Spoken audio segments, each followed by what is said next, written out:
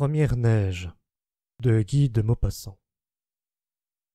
La longue promenade de la Croisette s'arrondit au bord de l'eau bleue. Là-bas, à droite, l'Esterel s'avance au loin dans la mer. Il barre la vue, fermant l'horizon par le joli décor méridional de ses sommets pointus, nombreux et bizarres. À gauche, les îles Sainte-Marguerite et Sainte-Honorat, couchées dans l'eau, montrent leur dos couvert de sapins. Et tout le long du large golfe, tout le long des grandes montagnes assises autour de Cannes, le peuple blanc des villas semble endormi dans le soleil.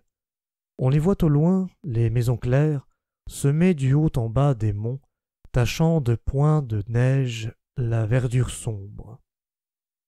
Les plus proches de l'eau ouvrent leurs grilles sur la vaste promenade que viennent baigner les flots tranquilles.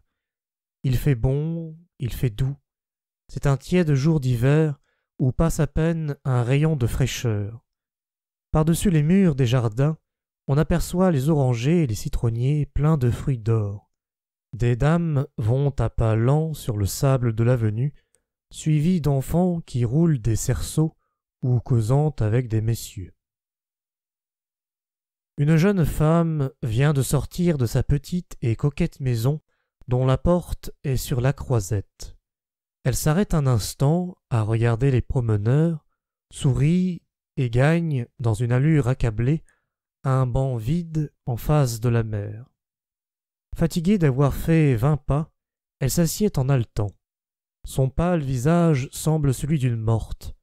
Elle tousse et porte à ses lèvres ses doigts transparents comme pour arrêter ces secousses qui l'épuisent. Elle regarde le ciel plein de soleil et d'hirondelles, les sommets capricieux de l'Esterel là-bas, et tout près, la mer si bleue, si tranquille, si belle. Elle sourit encore et murmure « Oh, que je suis heureuse !» Elle sait pourtant qu'elle va mourir, qu'elle ne verra point le printemps, que dans un an, le long de la même promenade, ces mêmes gens qui passent devant elle viendront encore respirer l'air tiède de ce doux pays, avec leurs enfants un peu plus grands, avec le cœur toujours rempli d'espoir, de tendresse, de bonheur, tandis qu'au fond d'un cercueil de chêne, la pauvre chair qui lui reste encore aujourd'hui sera tombée en pourriture, laissant ses os seulement couchés dans la robe de soie qu'elle a choisie pour linceul. Elle ne sera plus. Toutes les choses de la vie continueront pour d'autres. Ce sera fini pour elle, fini pour toujours. Elle ne sera plus. Elle sourit et respire tant qu'elle peut, de ses poumons malades, les souffles parfumés des jardins. Et elle songe. Elle se souvient. On l'a mariée, voici 4 ans, avec un gentilhomme normand. C'était un fort garçon barbu, coloré, large d'épaules, d'esprit court et de joyeuse humeur. On les accoupla pour des raisons de fortune qu'elle ne connut point. Elle aurait volontiers dit non, et elle fit oui d'un mouvement de tête pour ne point contrarier père et mère. Elle était parisienne, gaie, heureuse de vivre. Son mari l'emmena dans son château normand. C'était un vaste bâtiment de pierre entouré de grands arbres très vieux. Un haut massif de sapins arrêtait le regard en face. Sur la droite, une trouée donnait vue sur la plaine qui s'étalait toute nue jusqu'aux fermes lointaines. Un chemin de traverse passait devant la barrière et conduisait à la grande route éloignée de 3 kilomètres. Oh, elle se rappelle tout. Son arrivée, sa première journée en sa nouvelle demeure, et sa vie isolée ensuite. Quand elle descendit de voiture, elle regarda le vieux bâtiment et déclara en riant « Ça n'est pas gai !» Son mari se mit à rire à son tour et répondit « Baste, on s'y fait. Tu verras, je ne m'y ennuie jamais, moi. » Ce jour-là, ils passèrent le temps à s'embrasser, et elle ne le trouva pas trop long. Le lendemain, ils recommencèrent, et toute la semaine, vraiment, fut mangée par les caresses. Puis elle s'occupa d'organiser son intérieur. Cela dura bien 1 mois. Les jours passaient l'un après l'autre, en des occupations insignifiantes et cependant absorbantes. Elle apprenait la valeur et l'importance des petites choses de la vie. Elle sut qu'on peut s'intéresser au prix des œufs qui coûtent quelques centimes de plus ou de moins suivant les saisons. C'était l'été. Elle allait au champ voir moissonner. La gaieté du soleil entretenait celle de son cœur. L'automne vint. Son mari se mit à chasser. Il sortait le matin avec ses 2 chiens, Médor et Myrza. Elle restait seule, alors, sans s'attrister d'ailleurs de l'absence d'Henri. Elle l'aimait bien, pourtant, mais il ne lui manquait pas. Quand il rentrait, les chiens surtout absorbaient sa tendresse. Elle les soignait chaque soir avec une affection de mère, les caressait sans fin, leur donnait 1000 petits noms charmants qu'elle n'eût point eu l'idée d'employer pour son mari.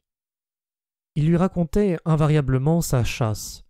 Il désignait les places où il avait rencontré les perdrix, s'étonnait de n'avoir point trouvé de lièvre dans le trèfle de Joseph le Dentu, ou bien paraissait indigné du procédé de M. Lachapelier, du Havre, qui suivait sans cesse la lisière de ses terres pour tirer le gibier levé par lui, Henri de Parville. Elle répondait « Oui, vraiment, ce n'est pas bien », en pensant à autre chose. L'hiver vint, l'hiver normand, froid et pluvieux. Les interminables averses tombaient sur les ardoises du grand toit anguleux, dressé comme une lame vers le ciel. Les chemins semblaient des fleuves de boue, la campagne une plaine de boue, et on n'entendait aucun bruit que celui de l'eau tombant. On ne voyait aucun mouvement que le vol tourbillonnant des corbeaux qui se déroulait comme un nuage, s'abattait dans un champ, puis repartait. Vers 4 heures, l'armée des bêtes sombres et volantes venait se percher dans les grands hêtres à gauche du château, en poussant des cris assourdissants. Pendant près d'1 heure, ils voletaient de cime en cime, semblaient se battre, croissaient, mettaient dans le branchage grisâtre un mouvement noir. Elle les regardait chaque soir, le cœur serré, toute pénétrée par la lugubre mélancolie de la nuit tombant sur les terres désertes. Puis elle sonnait pour qu'on apportât la lampe, et elle se rapprochait du feu. Elle brûlait des monceaux de bois sans parvenir à échauffer les pièces immenses envahies par l'humidité. Et elle avait froid tout le jour, partout, au salon, au repas, dans sa chambre. Elle avait froid jusqu'aux os, lui semblait-il. Il rentrait joyeux et crotté, se frottait les mains, déclarait « Quel fichu temps !» ou bien « C'est bon d'avoir du feu !» Parfois il demandait « Qu'est-ce qu'on dit aujourd'hui ? Est-on contente ?»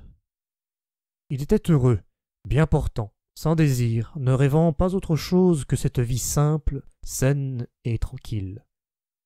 Vers décembre, quand les neiges arrivèrent, elle souffrit tellement de l'air glacé du château, du vieux château qui semblait s'être refroidi par les siècles, comme font les humains avec les ans, qu'elle demanda un soir à son mari « Dis donc, Henri, tu devrais bien faire mettre ici un calorifère. Cela sécherait les murs. Je t'assure que je ne peux pas me réchauffer du matin au soir. » Il demeura d'abord interdit à cette idée extravagante d'installer un calorifère en son manoir. Il lui eût semblé plus naturel de servir ses chiens dans de la vaisselle plate. Puis il poussa, de toute la vigueur de sa poitrine, un rire énorme en répétant « Un calorifère ! Ici ! Un calorifère ! Ici ! Quelle bonne farce !» Elle insistait. « Je t'assure qu'on gèle, mon ami.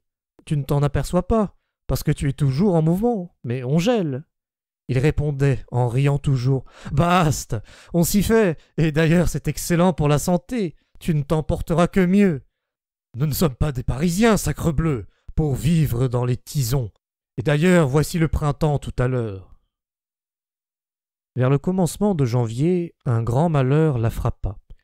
Son père et sa mère moururent d'un accident de voiture. Elle vint à Paris pour les funérailles, et le chagrin occupa seul son esprit pendant 6 mois environ. La douceur des beaux jours finit par la réveiller, et elle se laissa vivre dans un alanguissement triste jusqu'à l'automne. Quand revinrent les froids, elle envisagea pour la première fois le sombre avenir. Que ferait-elle? Rien. Qu'arriverait-il désormais pour elle? Rien. Quelle attente, quelle espérance pouvait ranimer son cœur? Aucune. Un médecin, consulté, avait déclaré qu'elle n'aurait jamais d'enfant. Plus âpre, plus pénétrante encore que l'autre année, le froid la faisait continuellement souffrir. Elle tendait aux grandes flammes ses mains grelottantes. Le feu flamboyant lui brûlait le visage, mais des souffles glacés semblaient se glisser dans son dos, pénétrer entre la chair et les étoffes. Et elle frémissait de la tête aux pieds. Des courants d'air innombrables paraissaient installés dans les appartements, des courants d'air vivants, sournois, acharnés comme des ennemis. Elle les rencontrait à tout instant. Ils lui soufflaient sans cesse, tantôt sur le visage, tantôt sur les mains, tantôt sur le cou, leur haine perfide et gelée. Elle parla de nouveau d'un calorifère, mais son mari l'écouta comme s'il eût demandé la lune. L'installation d'un appareil semblable à Parville lui paraissait aussi impossible que la découverte de la pierre philosophale. Ayant été à Rouen, un jour pour affaire, il rapporta à sa femme une mignonne chaufferette de cuivre qu'il appelait en riant un calorifère portatif, et il jugeait que cela suffirait désormais à l'empêcher d'avoir jamais froid. À la fin de décembre, elle comprit qu'elle ne pourrait vivre ainsi toujours, et elle demanda timidement, un soir en dînant, « Dis donc, mon ami, est-ce que nous n'irons point passer une semaine ou deux à Paris avant le printemps ?» Il fut stupéfait. « À Paris? À Paris? Mais pourquoi faire? Pas! Mais non, par exemple, on est trop bien ici, chez soi. Quelle drôle d'idée tu as par moment !» Elle balbutia. Cela nous distrairait un peu. Il ne comprenait pas. « Qu'est-ce qu'il te faut pour te distraire? Des théâtres, des soirées, des dîners en ville? Tu savais pourtant bien en venant ici que tu ne devais pas t'attendre à des distractions de cette nature. » Elle vit un reproche dans ses paroles et dans le ton dont elles étaient dites. Elle se tut. Elle était timide et douce, sans révolte et sans volonté. En janvier, les froids revinrent avec violence, puis la neige couvrit la terre. Un soir, comme elle regardait le grand nuage tournoyant des corbeaux se déployer autour des arbres, elle se mit malgré elle à pleurer. Son mari entrait. Il demanda, tout surpris, « Qu'est-ce que tu as donc ?» Il était heureux, lui, tout à fait heureux, n'ayant jamais rêvé une autre vie, d'autres plaisirs. Il était né dans ce triste pays, y avait grandi, s'y trouvait bien, chez lui, à son aise de corps et d'esprit. Il ne comprenait pas qu'on pût désirer des événements, avoir soif de joie changeante.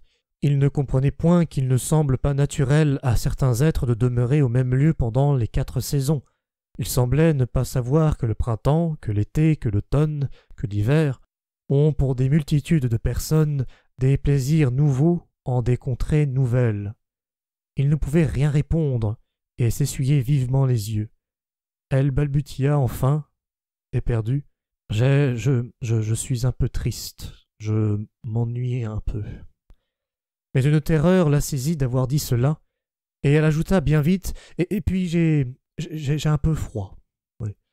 À cette parole, il s'irrita. « Ah oui, toujours ton idée de calorifère. Mais voyons, sacrebleu, tu n'as seulement pas eu un rhume depuis que tu es ici. » La nuit vint.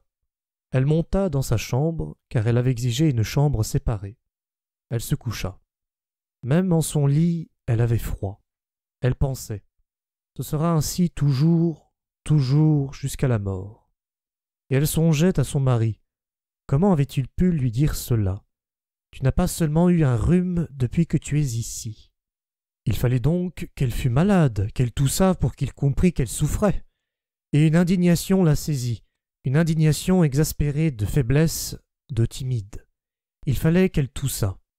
Alors, il aurait pitié d'elle, sans doute. Eh bien, elle tousserait. Il l'entendrait tousser. Il faudrait appeler le médecin. Il verrait cela, son mari il verrait. Elle s'était levée, nu jambes, nu pieds, et une idée enfantine la fit sourire. Je veux un calorifère, et je l'aurai. Je tousserai tant qu'il faudra bien qu'il se décide à en installer un. Et elle s'assit, presque nue, sur une chaise. Elle attendit 1 heure, 2 heures. Elle grelottait, mais elle ne s'enrhumait pas. Alors elle se décida à employer les grands moyens. Elle sortit de sa chambre sans bruit, descendit l'escalier, ouvrit la porte du jardin. La terre, couverte de neige, semblait morte. Elle avança brusquement son pied nu et l'enfonça dans cette mousse légère et glacée. Une sensation de froid douloureuse, comme une blessure, lui monta jusqu'au cœur. Cependant, elle allongea l'autre jambe et se mit à descendre les marches, lentement. Puis elle s'avança à travers le gazon, se disant « J'irai jusqu'au sapin ». Elle allait à petits pas, en haletant, suffoquée chaque fois qu'elle faisait pénétrer son pied nu dans la neige. Elle toucha de la main le premier sapin comme pour bien se convaincre elle-même qu'elle avait accompli jusqu'au bout son projet. Puis elle revint.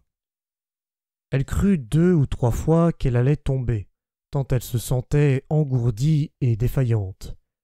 Avant de rentrer toutefois, elle s'assit dans cette écume gelée, et même elle en ramassa pour se frotter la poitrine. Puis elle rentra et se coucha. Il lui sembla, au bout d'1 heure, qu'elle avait une fourmilière dans la gorge. D'autres fourmis lui couraient le long des membres. Elle dormit cependant. Le lendemain, elle toussait, et elle ne put se lever. Elle eut une fluxion de poitrine. Elle délira, et dans son délire, elle demandait un calorifère. Le médecin exigea qu'on en installât un. Henri céda, mais avec une répugnance irritée. Elle ne put guérir. Les poumons atteints profondément donnaient des inquiétudes pour sa vie. Si elle reste ici, elle n'ira pas jusqu'au froid, dit le médecin. On l'envoya dans le Midi. Elle vint à Cannes, connut le soleil, aima la mer, respira l'air des orangers en fleurs. Puis elle retomba dans le nord au printemps. Mais elle vivait maintenant avec la peur de guérir, avec la peur des longs hivers de Normandie, et sitôt qu'elle allait mieux, elle ouvrait, la nuit, sa fenêtre en songeant au doux rivage de la Méditerranée. À présent, elle va mourir, et elle le sait.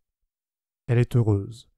Elle déploie un journal qu'elle n'avait point ouvert et lit ce titre « La première neige à Paris ».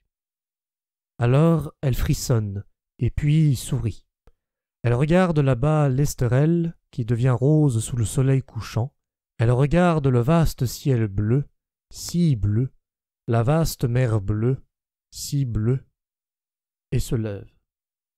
Et puis elle rentre à pas lents, s'arrêtant seulement pour tousser, car elle est demeurée trop tard dehors, et elle a eu froid, un peu froid. Elle trouve une lettre de son mari. Elle l'ouvre en souriant toujours, et elle lit « Ma chère amie, j'espère que tu vas bien et que tu ne regrettes pas trop notre beau pays. Nous avons depuis quelques jours une bonne gelée qui annonce la neige. Moi, j'adore ce temps-là, et tu comprends bien que je me garde bien d'allumer ton maudit calorifère. » Elle cesse de lire, toute heureuse à cette idée qu'elle l'a eue, son calorifère. Sa main droite, qui tient la lettre, retombe lentement sur ses genoux, tandis qu'elle porte à sa bouche sa main gauche, comme pour calmer la toux opiniâtre qui lui déchire la poitrine.